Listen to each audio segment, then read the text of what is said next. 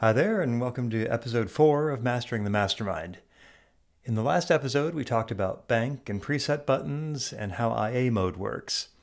In addition to all this basic functionality, the Mastermind series also features button pages. The idea behind this is to increase the effective number of buttons you have. You may only have a 7-button device, but we're going to allow you to change what those buttons do from time to time so that you have access to more functions than the limited number of buttons would allow. The Mastermind PVC makes really good use of button pages. We have a PVC 6X here, and in the factory configuration, it has 3 button pages.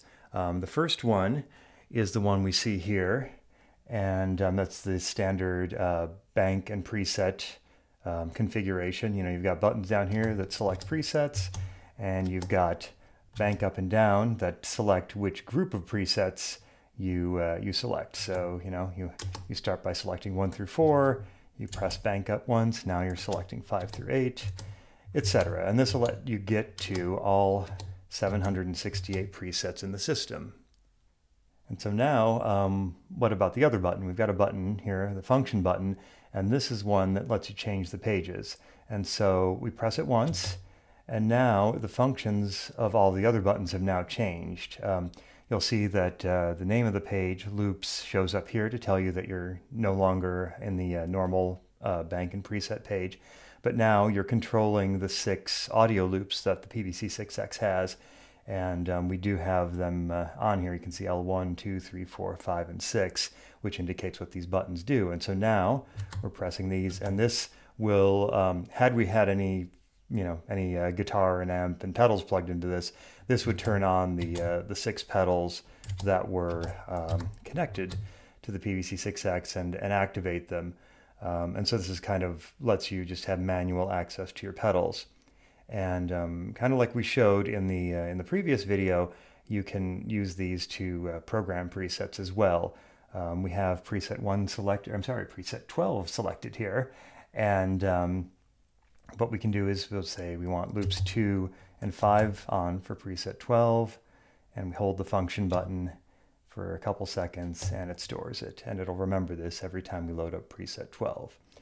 So that's the loops page. There's one more in the default configuration, and we press function one more time, and now we're in the switches page.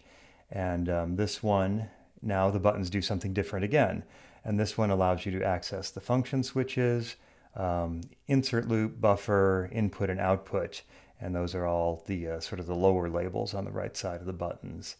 And so that allows you to select these and program them like we did, again, by holding the function button to store. And after the third page, we press function again, and now we're back to the original preset page. And these are just the pages that the unit ships with. Using the Mastermind editor software, you can go in there and define up to 16 global button pages, and each one of those can do something completely different. You could have buttons that select presets on an effect processor, buttons that control a looper, you could trigger sequences or even lighting. Anything that can be controlled by MIDI messages, we can set up a page for and have it be controlled by the Mastermind.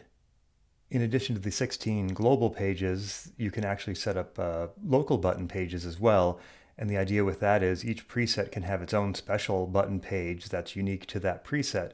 And that actually opens up another 768 potential pages for you. So you can have just tons of configurations if you want. And so now I've got the Mastermind PVC-10 here. It's a little different in its factory configuration. There are individual loops and switches buttons, and those take you directly to those pages instead of having to press the same button twice. So I press loops, and now I'm in the loops mode. I can access the 10 loops.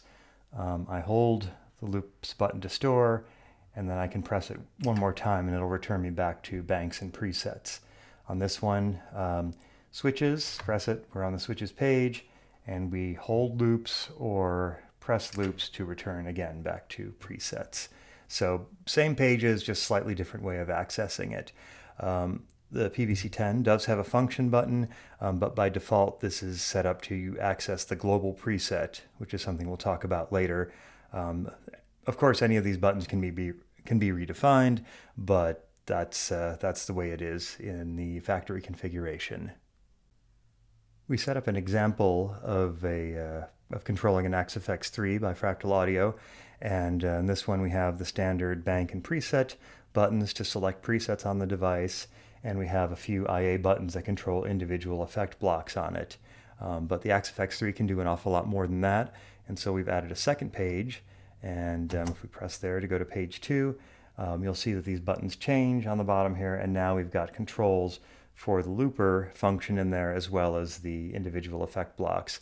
But you can set up different pages and different groupings of buttons for anything you want. You can have, scene selection, more effect blocks, things like that.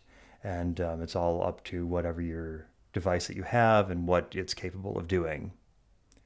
The only one we didn't mention here is the Mastermind Lt, but that one works exactly like the PVC6X, where it's got 7 buttons and one of them a function button that advances button pages. The only difference, of course, is that the Lt doesn't have the audio loops, but it has other pages set up by default that let you send MIDI messages to other devices. So that's button pages. It's a really important feature in the Masterminds, and we'll definitely talk about this more in the upcoming videos. Next, we'll be talking about the Mastermind editor and how to set up these configurations, and how you can do all this for yourself. Please remember to like and subscribe, and as always, please post your comments and questions, and we'd love to answer them for you later. Thanks.